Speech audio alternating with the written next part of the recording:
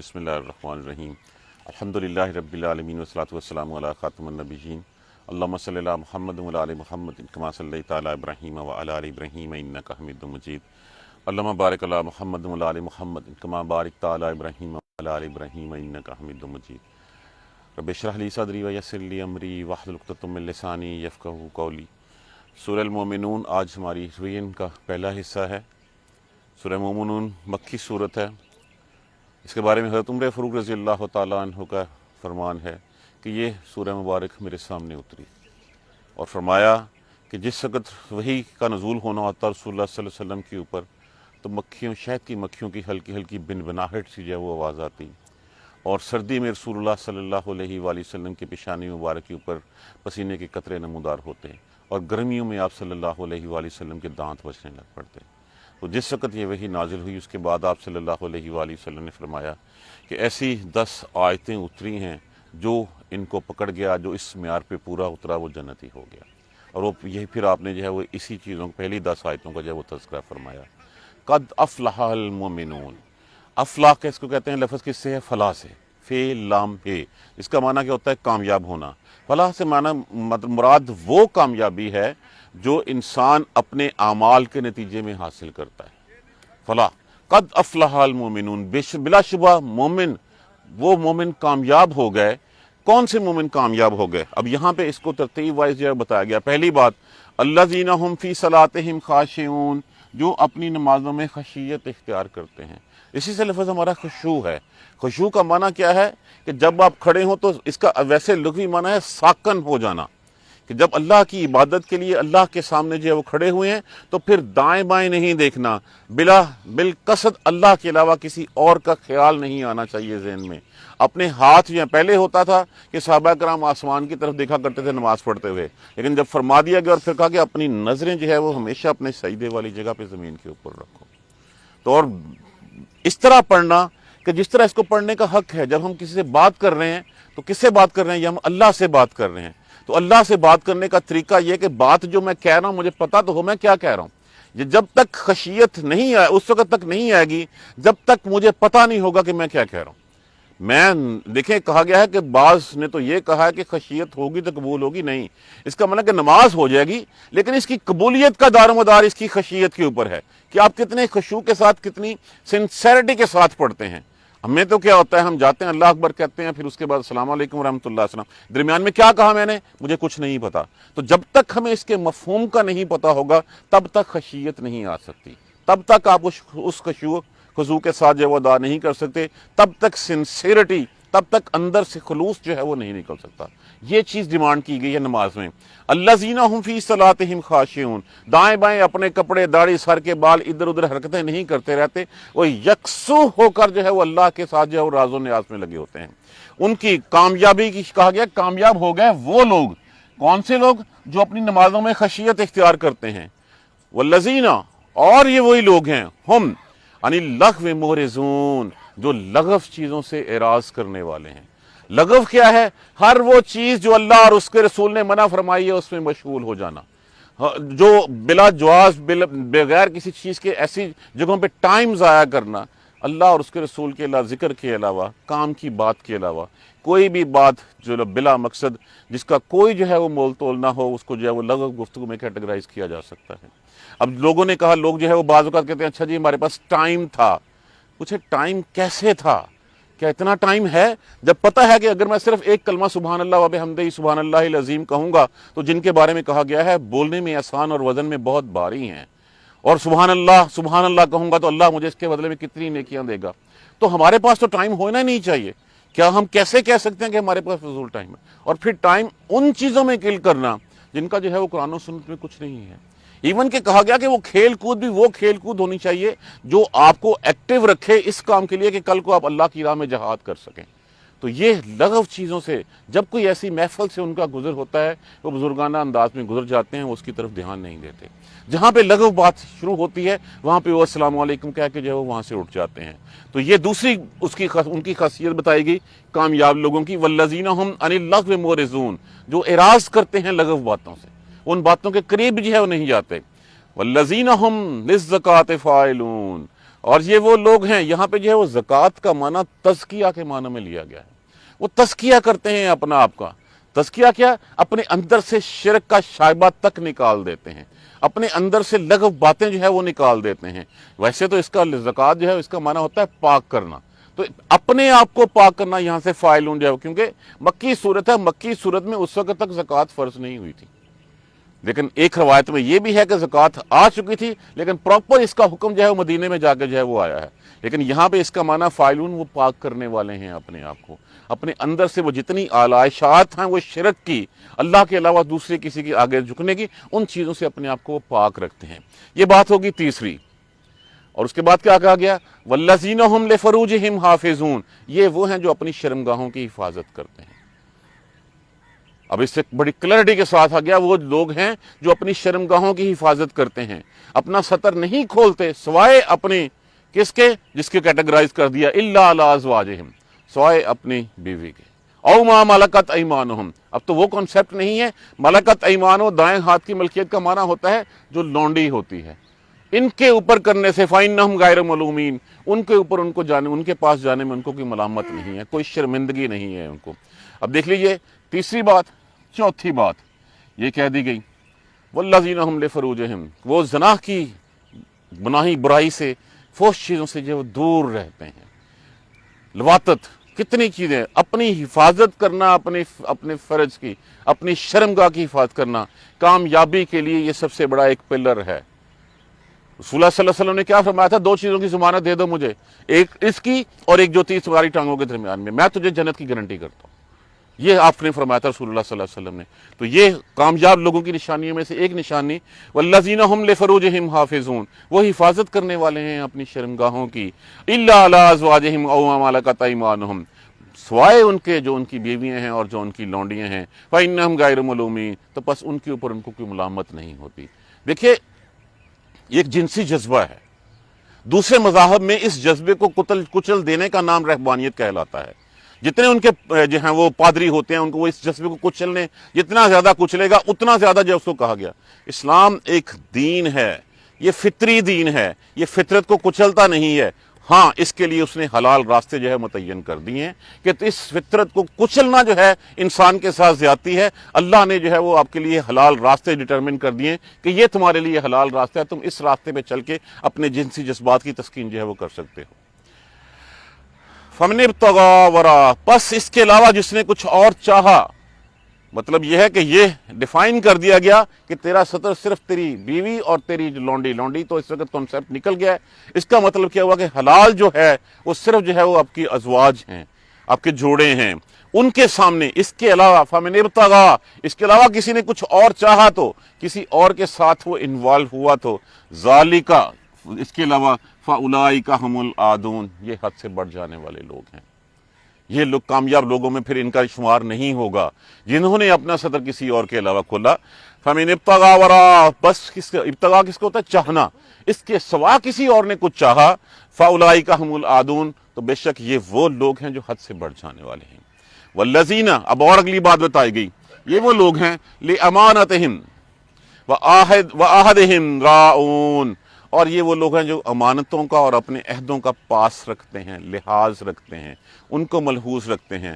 اب امانت کو پہلے کیٹیگرائز ڈیفائن کر لیجئے۔ ہم امانت کو صرف پیسے کی بات سمجھتے ہیں، پیسے پڑھاتے تھے میں امانت واپس کرتی، نہیں۔ امانت کیا ہے؟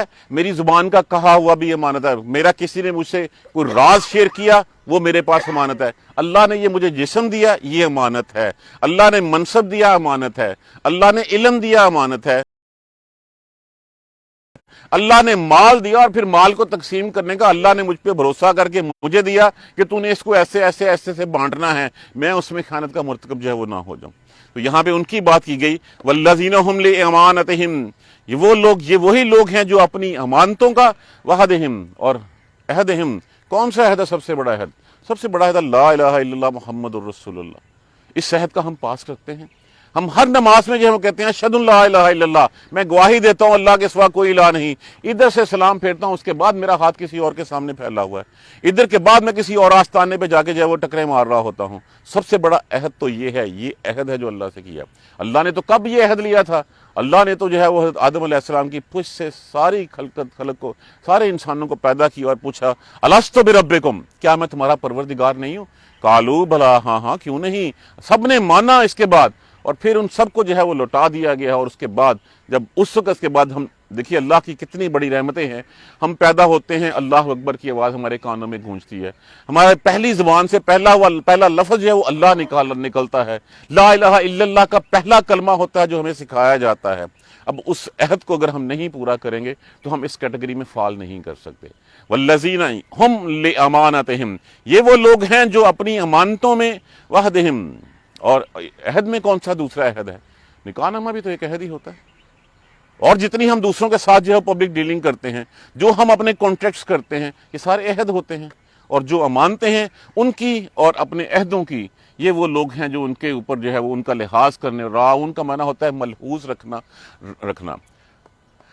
بات کہاں سے شروع ہوئی تھی؟ الذین هم فی صلاتہم خاشعون، ختم کہاں پہ ہو رہی ہے؟ والذین هم علی صلواتہم یحافظون، وہ اپنی نمازوں کی حفاظت کرتے ہیں۔ بات شروع بھی نماز سے ہو رہی ہے، بات ختم بھی نماز سے ہو رہی ہے۔ نماز کی حفاظت کیا ہے؟ نماز کی حفاظت کیا ہے؟ اس نماز کا اس کے وقت کے اوپر پڑھنا۔ ہم یہ نہیں کر سکتے کہ اچھا جب دل چاہا پڑھ لی، جب چاہا نہیں پڑھ لی۔ اللہ تبارک و تعالیٰ نے کیا؟ ارکعوا مع الراکعین، رکوع کرو رکوع کرنے والوں کے ساتھ۔ ہم نے جو ہے وہ اپنے تئیں سمجھ رکھا ہے بس ٹھیک ہے، جہاں ملی جو ہے وہ ٹھیک ہے۔ ہماری ہر کام کا اثر جو ہے وہ نماز سے ہی آتا ہے۔ ہمارے پیٹ میں درد ہو گیا، ہم نے اچھا نماز کے اوپر جو ہے وہ ہم ٹائم لے لیں، ہم کہیں مصروف ہیں چلیں نماز کے لیے جو ہے وہ ہر چیز کا اثر ہم نماز کی طرف جو ہے وہ لٹا دیتے ہیں۔ تو یہاں پہ تو نماز کے بارے میں کہا گیا ہے والذین هم علی صلواتہم یحافظون، وہ اپنی نمازوں کی حفاظت کرتے ہیں، اور پھر وہ نماز صرف اللہ کے لیے پڑھتے ہیں، ریاکاری کے لیے نہیں پڑھتے، دکھلاوے کے لیے نہیں پڑھتے، اور پھر نمازوں کے اس کے اوقات میں ادا کرنا۔ دیکھیے قرآن میں جو لوگ کہتے ہیں قرآن ریپیٹیشن کرتا ہے، ریپیٹ کرتا ہے، جب قرآن 700 دفعہ بھی کہتا ہے اور ہم اس کے اوپر پورا نہیں اترے تو پھر قرآن ہمارے ساتھ اور کیا، ہم کیا چاہتے ہیں اسے؟ کتنی دفعہ قرآن نے ہمیں نماز کا 700 سے زائد دفعہ، اور پھر ہم بھی ہم نماز نہیں پکڑتے۔ تو یہ ایک اور بات جو کہی گئی ہے والذین هم علی صلوات، جو اپنی نمازوں کی حفاظت کرنے والے ہیں، جس میں یہ کیٹیگریز ہیں، جس میں یہ خصوصیات ہیں، جس نے یہ پکڑ لی ہیں، تو یہ اللہ کی طرف سے گارنٹی ہے قد افلح المؤمنون، وہ مومن کامیاب ہو گئے، کامیابی ان کا مقدر ہے۔ اب اس کامیابی کے بدلے میں ان کو کیا ملے گا؟ اولئک هم الوارثون، یہی وہ لوگ ہیں جو وارث ہیں۔ وارث کس چیز کے وارث ہیں؟ ہمارے آبا، ہمارے جو جد امجد کہہ لیں، ہماری جہاں سے تخلیق شروع ہوئی، پہلے کون تھے؟ آدم علیہ السلام۔ آدم علیہ السلام کہاں پہ تھے؟ جنت میں۔ وہ جنت کے وارث کون ہیں؟ وہی جو ان کے اللہ تبارک و تعالیٰ کے بتائے ہوئے اصولوں پہ چلیں گے، یہ کیٹیگرائز بتا دیں گے، یہی وارث ہیں۔ الذین یرثون الفردوس، یہ وارث ہیں فردوس کے۔ فردوس کس کو کہتے ہیں؟ تقریباً ہر زبان میں بیسیکلی یہ ہوتا ہے گھنے جنگلات، ٹھنڈی گنیری چھاؤں، جس میں پانی کی لہریں لے رہی ہوں، پانی چل رہا ہو، اس میں انگور ہو، اس میں کھجور ہو، باغات ہوں، جہاں پہ جا کے بندے کی آنکھیں ٹھنڈی ہو جائیں، اس کو جو ہے فردوس کو کہا جاتا ہے۔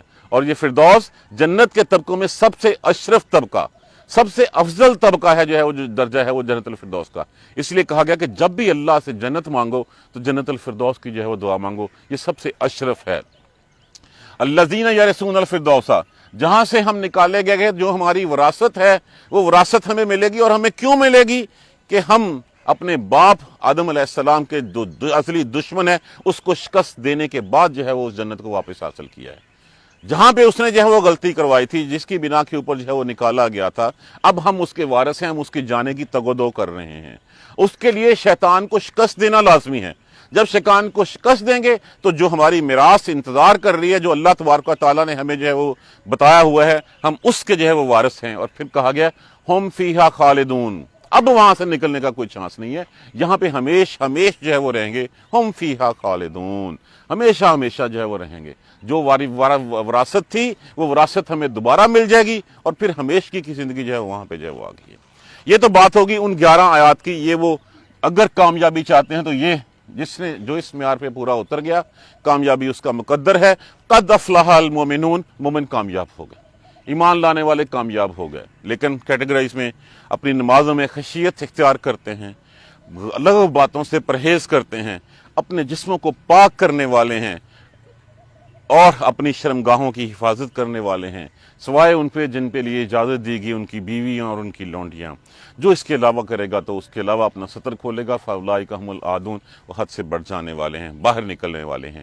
یہی وہ لوگ ہیں جو اپنی ایمانتوں کا اور اپنے کیے گئے عہد کا پاس رکھتے ہیں، اپنی نمازوں کی حفاظت کرتے ہیں، یہ وارث ہیں، یہ وارث ہیں، اور یہ وارث ہیں فردوس کے وارث ہیں، اس جنت کے وارث ہیں جہاں سے جن کے جد امجد کو جو نکالا گیا تھا، وہیں پہ جو ہے وہ ہمیشہ ہمیشہ پھر وہاں پہ رہیں گے۔ اب اس کے بعد آ جاتا ہے انسان کو اس کی پیدائش کا جو ہے وہ تخلیق کے مراحل جو ہے وہ میڈیکل سائنس تو آج بتا رہی ہے۔ آج آپ کا جو ہے وہ الٹرا ساؤنڈ اور دوسری چیزیں بتاتی ہیں کہ جب بیبی جو ہے وہ آتا ہے، نطفہ ٹھہرتا ہے، تو اس کی شیپس کیا ہوتی ہیں۔ آج یہ قرآن نے 1450 سال پہلے بتا دیا تھا۔ آج کے جو جتنے بھی جو ہے وہ ماہر ہیں، وہ سارے کے سارے جو ہے وہ حیران ہیں کہ یہ بات جو آج میڈیکل سائنس پروف کر رہی ہے ویسے کی ویسی جو ہے وہاں پہ کیسے ہوگی۔ ثم پھر کہ وَلَقَدْ خَلَقْنَا الْإِنسَانَ، اور بلا شبہ تخلیق کیا انسان کو ہم نے، من سلالۃ من طین۔ سلالہ لفظ کسی کا معنی ہوتا ہے کشید کیا گیا ہوا جوہر، خلاصہ، سط، نچوڑ، مٹی کے نچوڑ سے انسان کو جو ہے وہ پیدا کیا ہے۔ اب اس کی دو کیٹیگرائز آپ دیکھ سکتے ہیں۔ ایک یہ اس طریقے سے لے سکتے ہیں کہ آدم علیہ السلام کو اللہ تبارک و تعالیٰ نے جو ہے وہ زمین سے مٹی اٹھائی، اور کہا جاتا ہے کہ 40 جگہوں سے جو ہے وہ مٹھی بھری گی، تو 40 جگہوں کی مٹی اس میں آئی، اس سے جو ہے وہ تخلیق کیا، اور پھر اس کے بعد اس میں سے جو ہے وہ اللہ تبارک و تعالیٰ نے سلسلہ جو ہے وہ شروع کیا۔ اور دوسرا اس کا مفہوم یہ ہے کہ انسان جو کچھ کھاتا ہے، جو کچھ پیتا ہے، وہ سارے کا سارا کہاں سے نکلتا ہے؟ اسی مٹی سے نکلتا ہے۔ اسی مٹی سے نکل کے جب انسان کے اندر جو ہے وہ جاتا ہے، تو پھر اس پروسیس کو، جو مشینری اندر فٹ ہے، جو اس میں سے کیلوریز نکالتی ہے، جہاں جہاں پہ کیلشیم چاہیے، وٹامن چاہیے، ان چیزوں پہ پہنچانے کے بعد پھر جو ست نکالتی ہے، اس میں سے جو نچوڑ نکالتی ہے، وہ نچوڑ سے جو ہے وہ انسان مٹی کے نچوڑ سے مرکب اکٹھا کیا، اور اس کے بعد جیسے ہم جوہر کشید کرتے ہیں، جیسے ہم کوئی عرق نکالتے ہیں، اسی طرح جو ہے وہ کہا گیا خلقنا الانسان من سلالۃ من طین، مٹی سے جو جوہر کشید کیا گیا ہوا ہے اس سے پیدا کیا گیا، اور اس کا نام کیا ٹھہرایا گیا؟ اس کا نام جو ہے وہ نطفہ ٹھہرایا گیا۔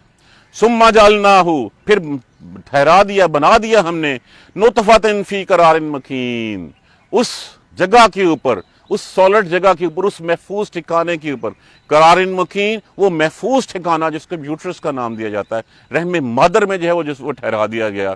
ثم خلقنا النطفۃ علقۃ، پھر اس نطفہ سے، اب یہ تو وہ ہو گیا جس سے سارے واقف ہیں، علقہ۔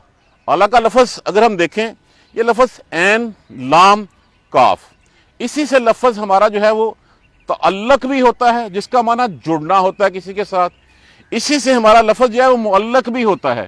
معلق کیا ہونا ہے؟ کسی چیز کے ساتھ جا کے چمٹ جانا اور لگے رہنا۔ تو پہلے تو بہت حد تک جو ہے وہ اس کو یہی سمجھا جاتا رہا کہ خون کی پھٹکی، خون کی پھٹکی، لیکن جب اس کے اوپر اور فردر ڈسکور کیا گیا انہی الفاظ کے حوالے سے کہ جب رحم مادر میں جاتا ہے، جانے کے بعد وہ دیوار کے ساتھ ایک جون کی طرح چمٹ جاتا ہے، اس کو علقہ کہا جاتا ہے، کہ جب نطفہ جاتا ہے اور اس کے بعد رحم مادر میں وہ ایک جون کی طرح معلق ہو جاتا ہے، اس کو جو ہے وہ علقہ کا نام دیا گیا۔ اس سے پہلے اس کو خون کی پھٹکی یا اس کو جمع ہوا خون جو ہے وہ کہا جاتا تھا۔ اب اس کے بعد فخلقنا العلقہ، پھر اس علقہ سے، اس جونک سے جو چمٹی ہوئی ہے رحم مادر کے اندر، علقہ سے مضغۃن، مضغۃن کہتے ہیں گوشت کے ٹکڑے کو۔ گوشت کا ٹکڑا وہ ٹکڑا ایسا ٹکڑا ہوتا ہے جو گوشت کا ٹکڑا دانتوں سے چبا کے کھایا ہوا ہو۔ میں نے اس ڈاکٹر کا نام بھی جو اس میں جو ہے وہ ماہر ہے، اس نے باقاعدہ کھا کے دکھایا کہ یہ اس طرح کا بنتا ہے۔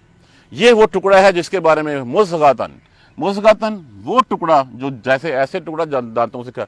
اب یہ شیپ ہمارے سامنے آئی، مٹی سے جوہر کشید کیا، نطفہ رحم مادر میں جھپکایا گیا، وہاں سے جو ہے وہ پھر ایک جونگ کی طرح جو رحم مادر میں لٹک گیا، وہاں سے اس کے بعد وہ پھر اس کے اوپر جو ہے گوشت کی ایک بوٹی بن گیا۔ اب اس کے بعد پھر اس گوشت کے ٹکڑے کو فخلقنا المضغۃ عظاما، پھر اس کے اوپر ہم نے ہڈیاں پہنا دی، فکسونا لحمن، پھر اس کے اوپر جو ہڈیوں کے اوپر ہم نے گوشت چڑھا دیا۔ یہ وہ پروسیس ہے جو انسان کی تخلیق کا پروسیس ہے۔ آپ کی میڈیکل سائنس میں دیکھ لیجئے، یہی کلیئرٹی کے ساتھ آ رہا ہے، فخلقنا المضغۃ عظاما، پھر اس گوشت کے ٹکڑے کو ہم نے ہڈیاں پہنائیں، فکسونا العظام لحما، پھر ان ہڈیوں کے اوپر ہم نے گوشت جو ہے وہ چڑھا دیا۔ اس کے بعد ثم انشأناه خلقا آخر، پھر اس کو دوسری شکل دے دی، اب یہ بیبی کی شکل میں جو ہے وہ آ گیا۔ اس سے پہلے جو سٹیپس تھے وہ سٹیپس جو ہے وہ سارے آپ یہاں سے پڑھنا شروع کر دیے یہاں تک آ کے انسان کی تخلیق جو ہے وہ مکمل ہو جاتی ہے. یہ سارے سٹیپس 1 بائی 1 کر کے ڈیفائن کر دیے گئے ہیں. پھر ہم نے اس کو دوسری شکل جو ہے وہ دے دی. وہ شکل کیا دے دی؟ بیبی کی شکل دے دی. پھر انسان جو رحم مادر سے باہر آتا ہے. اس کے بعد اللہ کو پتا، اللہ نے دیکھے وہاں پہ بھی اس کے لیے وہ اندھیریوں میں ہوتا ہے. کہا گیا 4 مہینے تک جو ہوتا ہے. جب 4 مہینے کا حمل ہو جاتا ہے پھر فرشتہ آتا ہے اور پوچھتا ہے اللہ سے، اللہ یہ مرد ہوگا عورت ہوگی، نیک ہوگا بد ہوگا. اس کا رزق لکھ دیا جاتا ہے، اس کی ساری چاروں چیزیں جو ہیں وہ لکھ دی جاتی ہیں وہاں پہ. فتبارک اللہ، بس بہت ہی برکتوں واللہ ہے اللہ، احسن الخالقین، بہتر تخلیق کرنے والا. اس کے یہ الفاظ جو ہیں جس وقت تک یہ آیت اتری، حضرت عمر فاروق رضی اللہ تعالیٰ عنہ فرماتے ہیں کہ جس وقت یہ اترا تو میری زبان سے نکلا فتبارک اللہ احسن الخالقین. کیا برکت ذات ہے وہ جو بہتر پیدا کرنے والی ہے، بہتر تخلیق کرنے والی ہے. اللہ نے انہی کے الفاظ جو ہے وہی میں جو ہے وہ اتار دی. میں نے ایک اور اس کے اوپر ایک غریب حدیث بھی سنائی تھی، اس کو بھی رہنے دیں.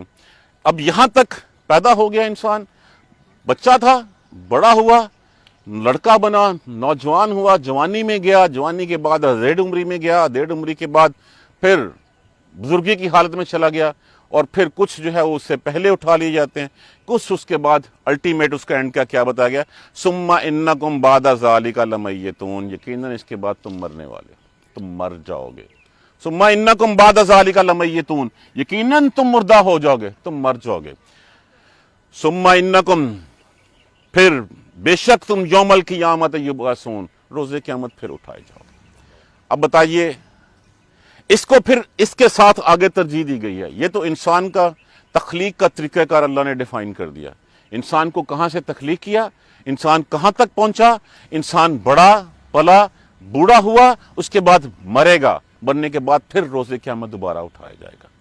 اب دیکھیے اس کا کون ہے، فتبارک، بہت ہی برکتوں والا ہے وہ اللہ، احسن الخالقین، جو بہت اچھا تخلیق کرنے والا ہے.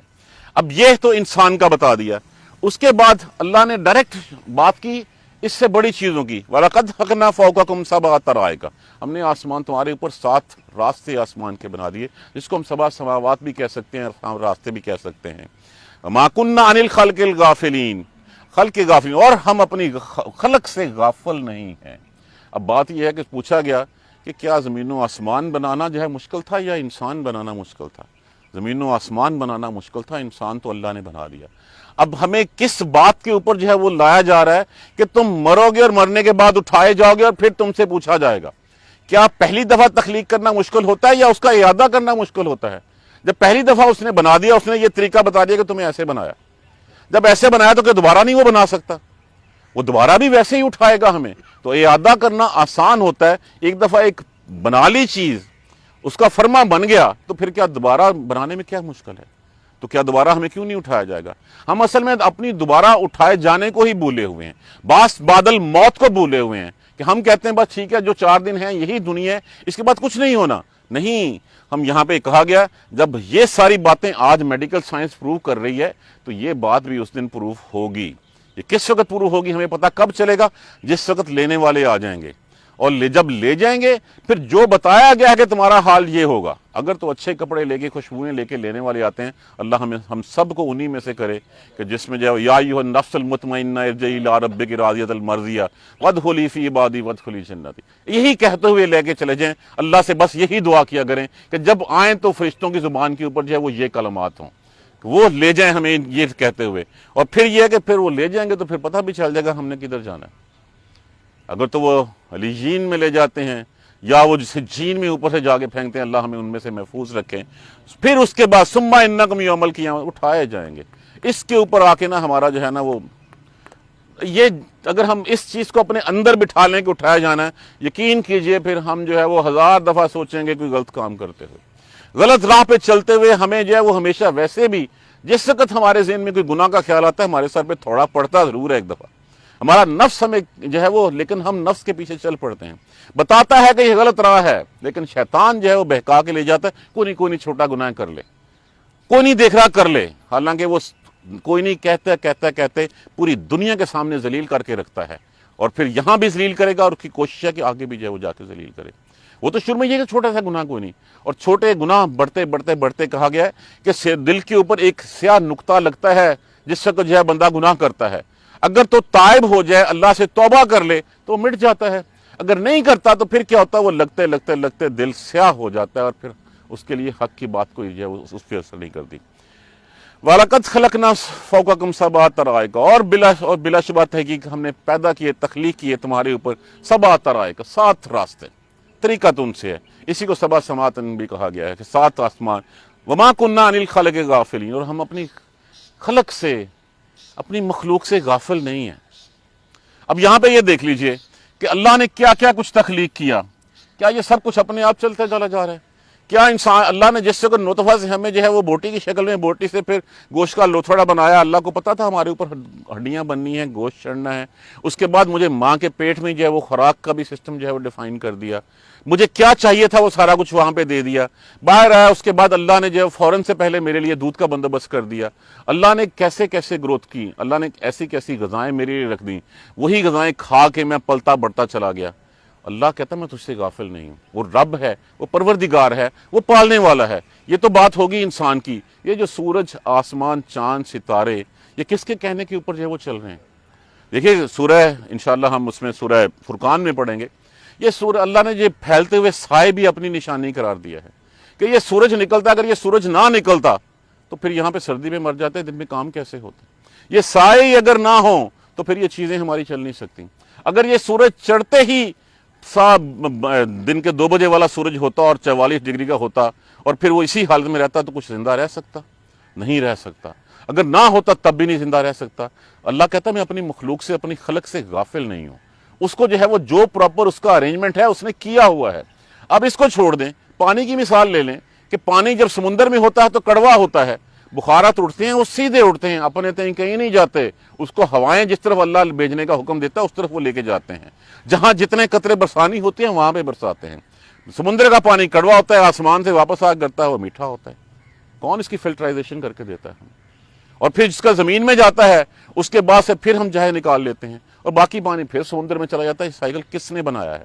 کس نے جو ہے وہ جس سے کو جو ہے وہ اسی بخارات کو اٹھا کے جو ہے وہ برف، سنو فال کی برف باری گرائی اور گلیشیئرز بنا دیے اور اوور ہیڈ ٹینک ہمارے لیے پانی کا بھر کے رکھ دیے وہاں پہ، اور وہ ندی نالوں سے آتے آتے ہمارے پاس پہنچ جاتے ہیں، وہ ہمارے پینے کے کام آتے ہیں، ہمارے مویشیوں کے کام آتے ہیں، ہماری زمینوں کا سیراب کر۔ کس نے بندوبست کیا ہے یہ؟ اللہ نے اس انسان کے لیے یہ کائنات کی دوسری تمام چیزیں جو ہے مسخر کر دیں اس کے لیے۔ یہ زمین جو ہے وہ کیسے نباتات اگاتی ہے، کس کے لیے اگاتی ہے؟ اسی خلق کے لیے اگاتی ہے۔ آسمان سے پانی کس کے لیے برستا ہے؟ اسی کے لیے برستا ہے۔ سورج کس کو گرمی دینے کے لیے نکلتا ہے؟ اسی کے لیے نکلتا ہے۔ چاند جو ہے وہ پھلوں میں رس ڈالنے کے لیے آتا ہے، کس سے؟ اسی کے لیے نکلتا ہے۔ مویشی، وہ مویشی جو تمہارے جن کے سامنے تم اتنے سے لگتے ہو، تمہاری ایک آنکھ کے اشارے کے اوپر جو وہ چلتے ہیں، تم ان کے اوپر سوار بھی ہوتے ہو، ان کے فائدے بھی لیتے ہو، ان سے دودھ بھی پیتے ہو، ان کا گوشت بھی کھاتے ہو، کس کے لیے کیا ہے؟ اللہ غافل نہیں ہے تم سے۔ اللہ جب سب کچھ کا بندوبست کر رہا ہے تو یہ حق ہے اسی کا کہ عبادت صرف اسی کی جائے۔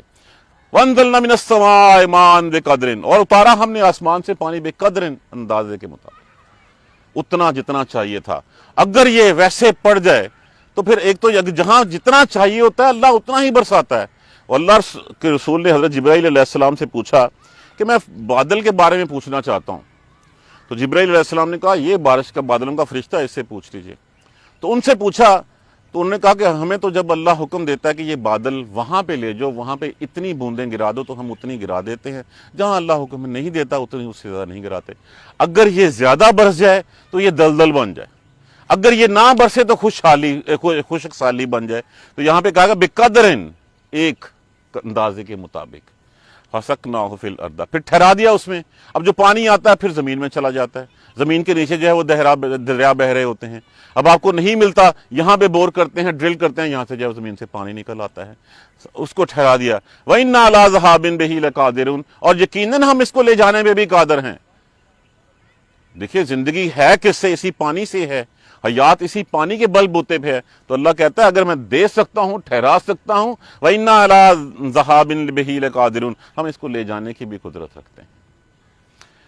فَأَنشَأْنَا لَكُمْ، پھر بنائے ہم نے تمہارے لیے، یہ اللہ کی نعمتوں کا ذکر ہو رہا ہے، بنائے پیدا کیے تمہارے لیے اس سے، کس سے؟ اس پانی سے، جنات باغات من نخیل و اناب، انگور اور کھجور کے جو ہے وہ باغات اللہ نے تمہارے لیے۔ یہ کھجور اور انگور ہی کیوں بار بار کہا گیا ہے، زیتون ہی کیوں کہا گیا ہے؟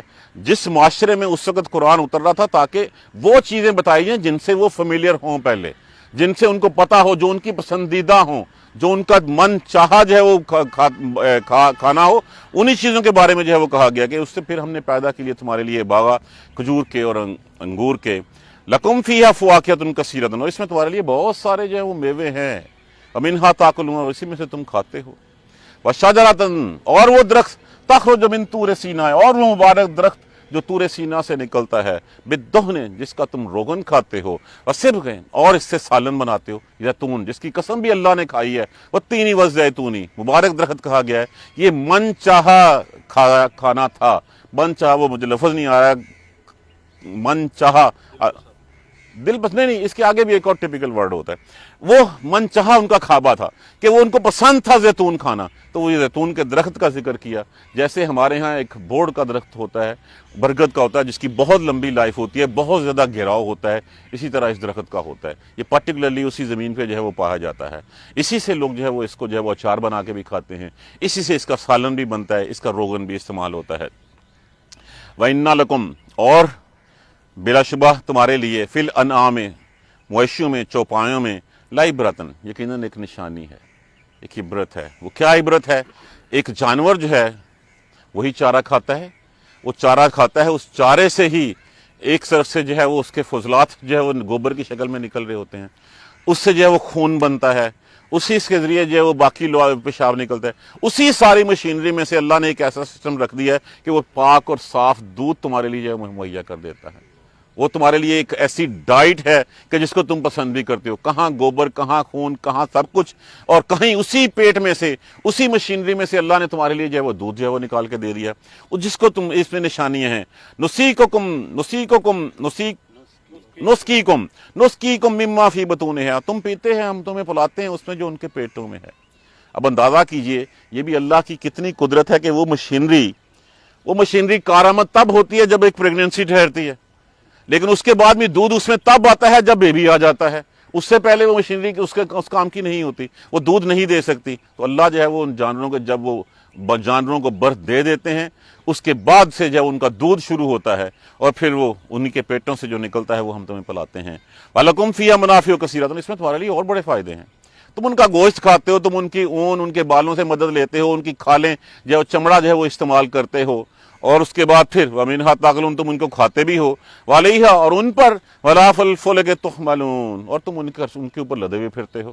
اگر یہ سواریاں تمہارے پاس نہ ہوں تو اس وقت تو اونٹ کے بغیر جو ہے وہ کہیں جانا ہی جو ہے محال ہوتا تھا، اگر نہ ہو تو تم اپنا سامان بار برداری کا کیسے لے جاؤ، ایک جگہ سے دوسری جگہ کیسے لے جاؤ، اور پھر یہیں پہ ساتھ کشتیوں کی بات بھی کر دی کہ تم کشتیوں کے اوپر بھی، ایک کشتی سمندر کو ایسے طبعی قوانین کا پابند بنا دیا، ایک چھوٹی سی کشتی جو ہے وہ پورے سمندر کے اوپر جو ہے اس کا سینہ چیرتی راج کرتی چلی جاتی ہے۔ کس نے کیا یہ سب کچھ؟ اسی اللہ تبارک و تعالیٰ نے کیا ہے۔ یہ اللہ کی توحید کی باتیں جو ہیں وہ بیان کی جا رہی ہیں، انشاءاللہ اس کو کنٹینیو کریں گے، تھوڑا سا ٹائم زیادہ لگ گیا، لیکن ریویژن کلاس ہمیشہ ایسے ہی ہوتی ہے۔ کل انشاءاللہ اس کا سیکنڈ پارٹ ہم کریں گے۔ اللہ تبارک و تعالیٰ ہمیں قرآن سمجھ کر پڑھنے اور اس پر عمل کرنے کی ہمت اور توفیق دے۔ جزاک اللہ خیر۔ سبحانک اللہم وبحمدک، اشہد ان لا الہ الا انت، استغفرک واتوب الیک۔ اعوذ باللہ من الشیطان الرجیم، بسم اللہ الرحمن الرحیم، الحمدللہ رب العالمین، الحمدللہ رب العالمین، الحمدللہ رب العالمین۔ اللہم صلی علی محمد وعلی آل محمد کما صلیت علی ابراہیم وعلی آل ابراہیم انک حمید مجید۔ اللہم بارک علی محمد وعلی آل محمد کما بارکت علی ابراہیم وعلی آل ابراہیم انک حمید مجید۔ ربنا لا تؤاخذنا ان نسینا او اخطانا، ربنا ولا تحمل علینا اصرا کما حملتہ علی الذین من قبلنا، ربنا ولا تحملنا ما لا طاقۃ لنا به واعف عنا واغفر لنا وارحمنا انت مولانا فانصرنا علی القوم الکافرین۔ ربنا لا تزغ قلوبنا بعد إذ هديتنا وهب لنا من لدنك رحمة إنك أنت الوهاب، رب اغفر وارحم وأنت خير الراحمين۔ یا رب ارحمهما كما ربياني صغيرا، یا رب ارحمهما كما ربياني صغيرا، یا رب ارحمهما كما ربياني صغيرا۔ اللهم اغفر لنا وارحمنا، اللهم اغفر لنا وارحمنا، اللهم اغفر لنا وارحمنا۔ ربنا تقبل منا انك انت السميع العليم وتب علينا انك انت التواب الرحيم الحمد لله رب العالمين آمین یا ارحم الراحمین. جزاک اللہ.